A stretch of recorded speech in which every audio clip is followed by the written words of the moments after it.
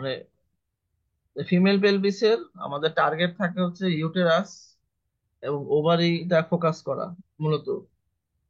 ঠিক আছে। আর মেল পেলভিসে কি থাকে?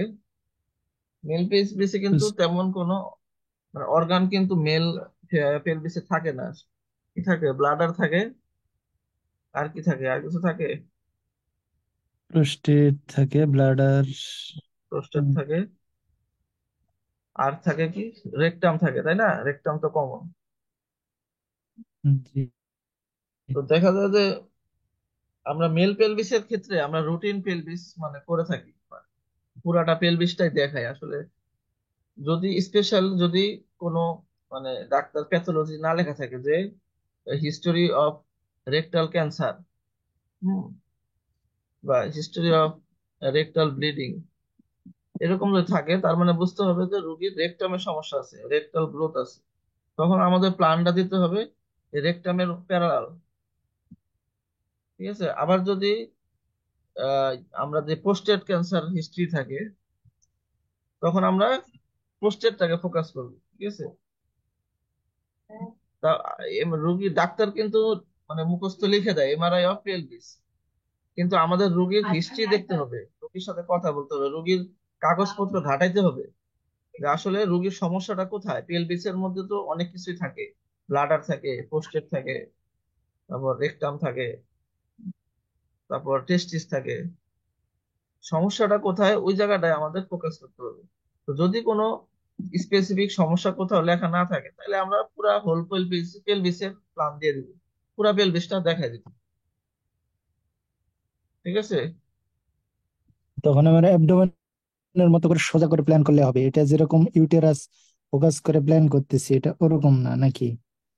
না না, মেল তখন আমাদের পেলভিসের। মানে তখন আমাদের সোজা করে প্ল্যান করলে হবে একদম, সামনে থেকে পিছন পর্যন্ত, সেক্রাম পর্যন্ত, ব্লাডারের সামনে থেকে সেক্রাম পর্যন্ত দেখাই দিলে হবে। ঠিক আছে। আর লোয়ার অ্যাবডোমেন। হ্যাঁ, লোয়ার অ্যাবডোমেন আর পেলভিস ওই প্রায় একই কথা। ঠিক আছে। কিন্তু সমস্যাটা হয় তখন যখন রোগীর সমস্যা হলো রেকটামে, কিন্তু ডাক্তার অ্যাডভাইস করে এমআরআই অফ পেলভিস। ঠিক আছে। তখন আমরা কনফিউশনে থাকি যে আমরা কি পুরা পেলভিসটা করব না শুধু রেকটামটা দেখাই দিব, এরকম কনফিউশনে থাকি। তখন আমরা কি করি যে পুরা পেলভিসের মনে করো দুই একটা স্ক্যান নিয়ে রাখি, কিন্তু মেন ফোকাসটা করি হচ্ছে রেকটামের উপরে। ঠিক আছে। কন্ট্রাস্টটাও দেই হচ্ছে রেকটামের উপরে, কিন্তু পুরা পেলভিসের একটা ছবি, করোনাল ছবি আমরা নিয়ে রাখি। আচ্ছা, এখন হচ্ছে আমরা যে সার্ভাইকাল ক্যান্সার যেটা প্রশ্ন করছিল তার সার্ভিক্সে যদি সমস্যা থাকে সেক্ষেত্রে আমরা কিভাবে প্ল্যান।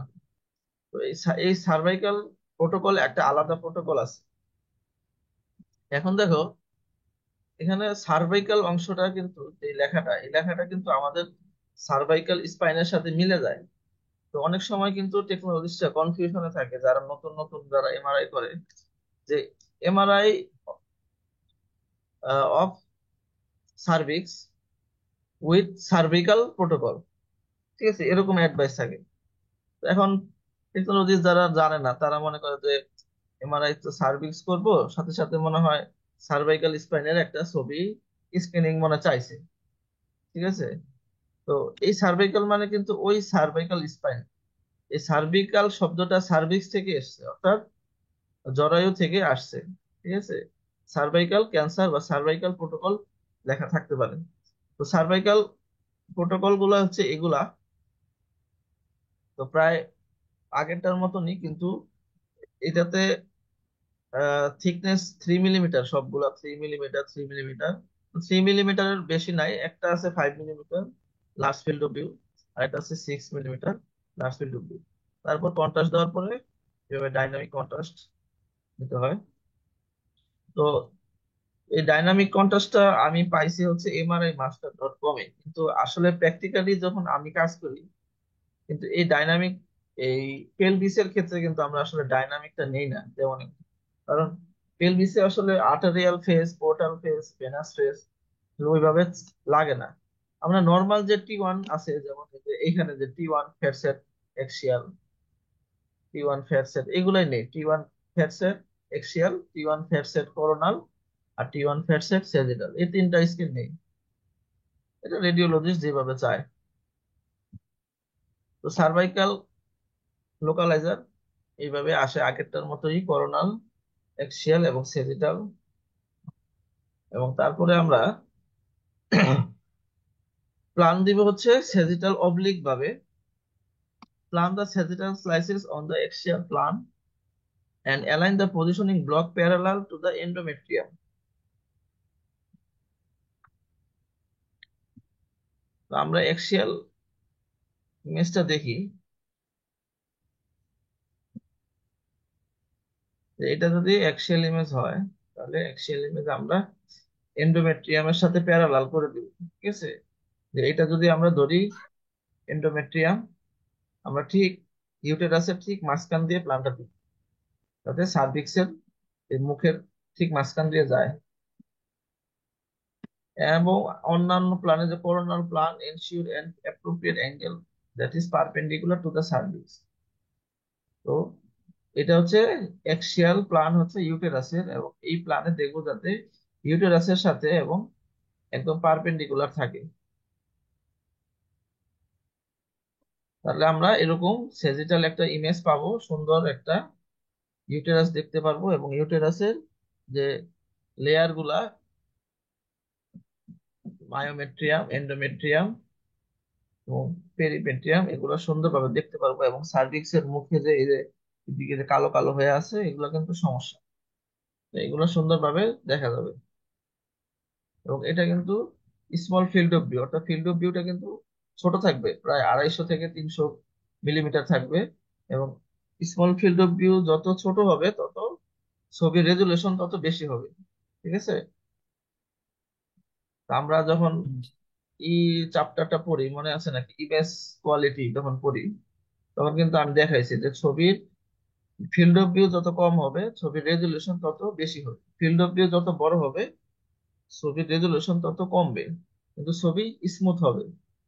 স্মুথ এক জিনিস, আর মানে রেজুলেশন, হাই রেজুলেশন এক জিনিস। ঠিক আছে, জি। যেমন আমরা যখন ডিএসএলআর ছবি দিয়ে ক্যামেরাতে ছবি তুলি, ছবিটা কি হয়, হাই রেজুলেশন হয়। তখন আমরা যখন জুম করি, ছবিটা কিন্তু ফাটে না, তাই না? জি। কিন্তু আমরা যখন একটা কম দামি ফোন দিয়ে ছবি তুলি, নর্মাল একটা অ্যান্ড্রয়েড ফোন দিয়ে, ছবিটা কিন্তু স্মুথ হয়, কিন্তু হাই রেজলিউশন হয় না কিন্তু। এই জিনিসটা বুঝতে হবে। মানে হাই রেজলিউশন ছবিগুলোতে কি হয়, আমরা ছোট ছোট জিনিসগুলা সূক্ষ্মভাবে দেখতে পারি। ঠিক আছে, যেমন এখানে একটা প্যাথোলজি আছে, এটা কিন্তু আলাদা করা বোঝা যাচ্ছে। কিন্তু এটার ফিল্ড অফ ভিউ যদি আরো বড় হইতো, একদম কিডনি পর্যন্ত, লিভার পর্যন্ত থাকতো, তাহলে কিন্তু আমরা এই জিনিসগুলো এত সূক্ষ্মভাবে বুঝতাম না, গোলা গোলা দেখা। যে এখন আমরা প্লান দিব হচ্ছে অবলিক, এক্সিয়াল অবলিক হচ্ছে সার্ভিক্স এর। তার মানে আমরা প্লান দিব ইউটেরাসের উপর, sagittal plane ensuring that the positioning block is angle perpendicular to the cervix, অর্থাৎ এই সার্ভিক্স এর সাথে যাতে প্লানটা পারপেন্ডিকুলার থাকে। তো আমরা সবার আগে কি করব, আমরা সেজিটাল, টিটু সেজিটাল ইমেজটা আগে স্ক্যান করে নিব। ঠিক আছে, টিটু সেজিটালটা স্ক্যান করলে কি হবে, এই ইমেজটা পাওয়া যাবে। এই ইমেজটা অর্থাৎ এই ইউটেরাসটা আমরা ভালোভাবে দেখতে পাবো। তারপরে আমরা এই ইমেজের উপর আমরা প্লান দিব। আর ইউটেরাসের সামনে কি থাকে, ব্লাডার থাকে। তো আরেকটা টেকনিক আমি বলে দেই, যেটা সবচেয়ে ভালো টেকনিক, সেটা হচ্ছে যখনই কোনো পেশেন্টের এমআরআই পেলভিস থাকবে, সেটা মেল হোক ফিমেল হোক, আমরা রুগীকে মানে ব্লাডারে যাতে প্রস্রাবের চাপ থাকে, মানে হালকা চাপ থাকলেই হবে, যাতে ব্লাডারটা ভালোভাবে দেখা যায়। ঠিক আছে, একদম যদি ব্লাডার খালি থাকে, তাহলে কিন্তু ব্লাডারটা একদম ছোট হয়ে থাকে। তখন অনেক সময় রেডিওলজিস্ট ব্লাডারও দেখতে চায়, ব্লাডারে কোনো সমস্যা আছে কিনা, বা ব্লাডার ওয়াল ঠিক আছে কিনা। এবং ব্লাডার থেকে এই ইউটেরাসটা সহজে আলাদা করা যায়। বুঝা গেছে? তাহলে জি। আমরা আমরা বলবো যে রুগীর আপনার প্রস্রাবের চাপ আছে কিনা। যদি বলে অনেক বেশি চাপ আছে, তাহলে আমরা উঠাবো না, কারণ এতক্ষণ তো রুগী মেশিনে থাকতে পারবে না, এমআরআই করতে তো প্রায় আধা ঘন্টা 40 লাগবে। তো আমি জিজ্ঞেস করবো আপনি কি আধা ঘন্টা থাকতে পারবেন? যদি বলে যে হ্যাঁ পারবো, তাহলে সমস্যা নাই। যদি বলে যে না পারবো না, তখন বলবো ঠিক আছে আপনি টয়লেটে যান, আপনি টয়লেট থেকে এসে 1/2 লিটার পানি খান, তখন হালকা চাপ হলে আমাদের বলে, ঠিক আছে?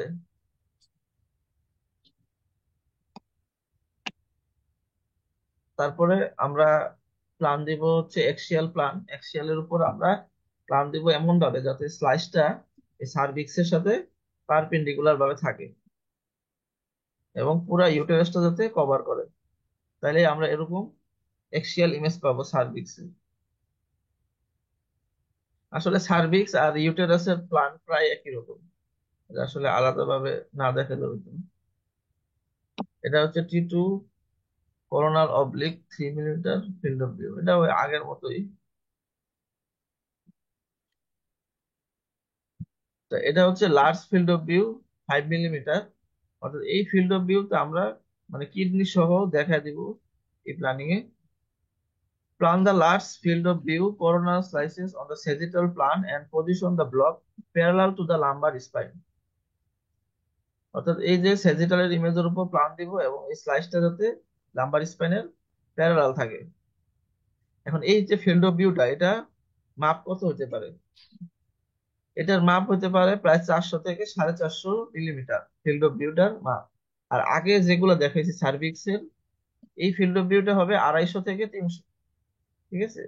আর তোমরা খেয়াল করলে দেখবা যে এই ছবির রেজলিউশন এবং এই ছবির রেজলিউশন আসলে কেমন আসে। তারপরে position block should also be check in the other two planes, এবং অ্যাঙ্গেল ঠিক রাখতে হবে এক্সিয়াল প্লান, যেটা প্যারালাল হবে কিসের, রাইট এবং লেফট হিপ জয়েন্টের সাথে প্যারালাল হবে। অর্থাৎ এক্সিয়ালে আমরা প্লান দিব যাতে সাইজ গুলো প্যারালাল থাকে রাইট এবং লেফট হিপ জয়েন্টের সাথে, এবং স্লাইস গুলো যাতে পুরা কভার করে অ্যাবডোমেন এবং পেলভিস এবং অ্যান্টেরিয়র অ্যাবডোমিনাল ওয়াল থেকে স্যাক্রাম পর্যন্ত। তো এটা ওই আগের মতোই প্ল্যানটা। বসায় দাও। তারপর T1 axial 6 millimetre large field of view. তো এটাও আমরা প্ল্যান দিব সেজিটাল ইমেজের উপর এবং করোনাল ইমেজের উপর, যাতে প্যারালাল থাকে রাইট এবং লেফট ইলিয়াক ক্রেস্টের সাথে প্যারালাল থাকে করোনাল ইমেজে। আর সেজিটাল ইমেজে দেব আমরা perpendicular to the lumber spine. এই যে লাম্বার স্পাইন আছে, এই লাম্বার স্পাইন পারপেন্ডিকুলার থাকে। তো এই প্রোটোকলটা হচ্ছে মানে অপশনাল প্রোটোকল, এটা যে দিতেই হবে এমন না। অনেক সময় যদি রেডিওলজিস্ট চায় যে ঠিক আছে তুমি একটু উপর থেকে দেখাই দিও, উপর থেকে কাট নিও বা কিডনি থেকে কাট নিও, তখন এটা দেওয়া লাগবে, এছাড়া কিন্তু দেওয়া লাগবে না। এবং the field of view should be large enough to cover the entire pelvis. মানে পেলভিস তো আসবেই, তারপরেও কিডনিও আসবে এই প্ল্যান দিলে। তারপরে হচ্ছে কন্ট্রাস্টের প্রোটোকল, যেটা হচ্ছে ওই যে ডিকসন স্যাজিটাল ডাইনামিক। তো এটা আগেই বলছি যে ডাইনামিক মানে হলো প্রথম কন্ট্রাস্ট, প্রথম স্ক্যানটা হবে প্রি কন্ট্রাস্ট, মানে কন্ট্রাস্ট দেওয়ার আগে। তো আমরা কি টেকনিক ফলো করি, মানে ডাইনামিক কন্ট্রাস্ট যেটা চায়, মানে লিভারেই বেশি ডাইনামিক স্ক্যানটা নিতে হয়। তো আমরা যখন নর্মাল স্ক্যানটা শেষ হয়ে যায়, তখন আমরা আমাদের যে অ্যাসিস্ট্যান্ট থাকে তোকে বলি যে, বা সিস্টার থাকে ওকে বলি যে কন্ট্রাস্টটা রেডি করেন। অর্থাৎ পেশেন্টের হাতে কন্ট্রাস্ট ইনজেকশনটা ঢুকায় রাখেন, সুইটা ঢুকায় রাখেন। তো যখন নার্স এই মানে নিডেল পিক করে রাখে, পিক করে রাখা শেষ হয়ে যাওয়ার পরে আমরা বলি যে ঠিক আছে আপনি এখন চলে আসেন। ঠিক আছে? না সরি, চলে আসতে বলি না, আমরা নার্সে বলি ঠিক আছে আপনি ওখানে দাঁড়ান, দাঁড়ায় থাকেন। তারপরে আমরা কি করি, রুগীকে আবার ভিতরে ঢুকাই। ঢুকানোর পরে আমরা প্রথম যে স্ক্যানটা, ডাইনামিকের যে প্রথম স্ক্যানটা, এটা শুরু করি। রুগী বলি শ্বাস বন্ধ রাখেন, তারপর শুরু করি। তারপর প্রথম স্ক্যানটা হওয়ার পরে তারপর আমরা নার্সরে বলি যে আপনি এখন কন্ট্রাস্ট দেন, তাড়াতাড়ি কন্ট্রাস্ট দিয়ে দেন।